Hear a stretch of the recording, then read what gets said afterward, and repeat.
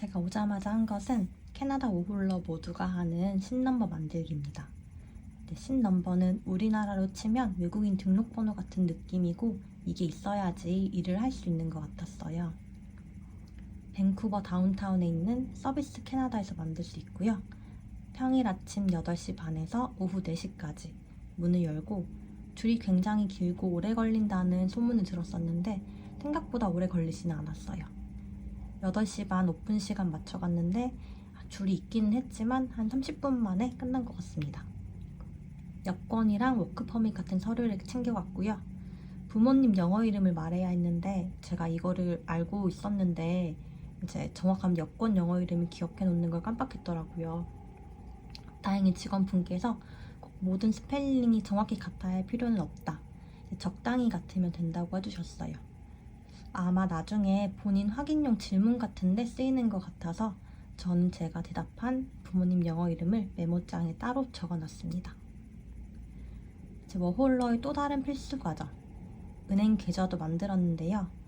보통 TD뱅크와 CIBC 중에 고르는 것 같아요. 저는 검색해봤을 때 1년 사용하는 거에서 크게 이 은행으로 꼭 해야겠다 이런 건 잘 못 느꼈고요. 몇 가지 조건을 만족시키면 4,000달러를 주는 프로모션을 둘 다 똑같이 하고 있었어요. 그래서 다른 일은 영어로 하더라도 은행 일은 한국어로 들어도 이제 머리가 아프니까 한인 텔러분께 해야겠다 싶어서 이제 다운타운 안에서 한인 텔러에게 예약 가능한 은행을 찾으니까 TD뱅크가 나와서 미리 예약을 했습니다. 지점별로 가능한 랭귀지에 코리안이 있는 은행에 예약을 하고 이제 메모에 한국인으로 부탁한다는 말을 영어로 적었던 것 같아요. 다만 출국 전에 예약을 하고 확인 메일도 받았었는데 이제 약속 시간에 가니까 제 예약 시간이 다르게 돼 있더라고요. 그래서 저는 제가 잘못 온 줄 알고 이제 미안하다 하고 다음 날로 새로 예약해 주셔서 그때 가서 만들었는데 나중에 확인을 해보니까 이제 당일 아침인가 메일에 이제 시간을 임의로 바꿔서 새로 예약 확인 메일을 보내줬었는데 제가 메일 확인을 못했던 거였어요. 그래서 이런 일도 있으니까 가기 전에 메일 확인 한 번 더 하시면 좋을 것 같아요. 여권이랑 서류들 다 챙겨갔었고 신넘버 만들었던 것도 필요했어요. 체크카드도 바로 만들어주셨고 굉장히 잘 설명해주셨습니다. 한국에서 가져간 돈이 입금하고 카드를 바로 사용할 수 있었고요. 여기서는 이제 은행 계좌 안에 체킹이랑 세이빙스 어카운트 두 구간으로 나누어 있어서 보통 세이빙스에 돈을 보관하다가 필요한 만큼 체킹에 일부 옮겨서 사용하고 또 필요한 만큼 옮기고 하는 식이더라고요. 그리고 필수는 아니지만 할 일이 없길래 이제 밴쿠버 공립도서관 카드도 만들었어요. 이제 거리상 다 비슷비슷한 곳에 위치했었고요. 도서관 카드 바로 만들어주시고 한국어 책도 좀 있어 보이고 대여도 가능했어요. 한국어 만화책도 좀 보여가지고 혹시 일이 잘 안 풀리거나 너무 심심하면 와서 봐야겠다는 생각을 했습니다. 프린트는 프린트 카드 충전해서 유료로 사용 가능하다고 들었어요. 멀지 않은 곳에 워크비시란 곳도 있는데 이곳에서 레주메, 이력서 첨삭을 해준다길래 가봤습니다. 워홀로 레주메 첨삭은 된다 안 된다 말이 다양했는데 가보니까 바로는 안 해주고 다음 날로 예약 시간을 잡고 첨삭을 해주셨어요. 어떤 후기에서는 이력서 작성에 대한 개론만 엄청 길게 들었다고 하는데 저는 제가 가져간 이력서에 이상한 표현이나 구성도 고쳐주시고 한 20-30분 정도 봐주셨는데 되게 큰 도움이 되었어요.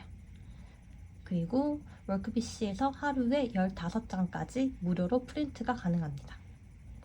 그래서 여기서 뽑아서 이력서 돌리시면 좋을 것 같아요. 또 이 기간에 오자마자 해야 할 중요한 것이 방 구하기인데 캐나다는 보통 월초 1일을 기준으로 방계약을 많이 하더라고요. 그리고 계약 시 월세의 2분의 1을 디파짓으로 미리 내고 나가기 한 달 전에 노티스를 해주는 것이 일반적이었어요. 지하랑 1, 2층 있는 하우스 집들도 있고 우리나라 아파트 같은데 이제 운동하는 짐이나 편의시설을 갖춘 콘도들도 있었는데요. 저는 오고 나서 방이 작고 비싸더라도 다운타운 고층 콘도에 있고 싶다는 마음이 들었어요. 다운타운 내에서 걸어다니는 건 괜찮으니까 교통비도 아껴질 것 같고 고층 뷰에 대한 개인적인 로망이 좀 있었습니다.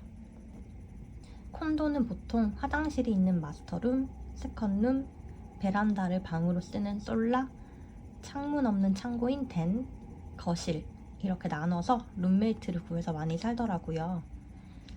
저는 이제 임시 숙소를 13일 정도 구해놓고 밴쿠버에 도착을 했어요. 우벤유와 크레이그슬리스트 위주로 보았는데 제가 원하는 방이 생각보다 마땅치 않더라고요. 그래서 일단 5월 한 달만 사는 방을 다시 찾아 계약하고 6월부터 살 방은 5월 초중반에 다시 뜰 거니까 그때 다시 뷰잉 다니며 구하기로 했습니다. 그리고 워킹홀리데이의 워킹을 담당하는 르주메 돌리기. 온라인으로 인디드에서 지원할 수도 있고요. 그런데 캐나다는 보통 직접 매장에 가서 이력서를 주는 방식으로 많이 구한다고 하더라고요. 그래서 지금 열심히 이력서 돌리고 면접 보고 하고 있으니까 이제 좋은 소식 가지고 다음 영상에서 이 부분을 좀 더 길게 다뤄볼게요. 오늘도 좋은 하루 되세요.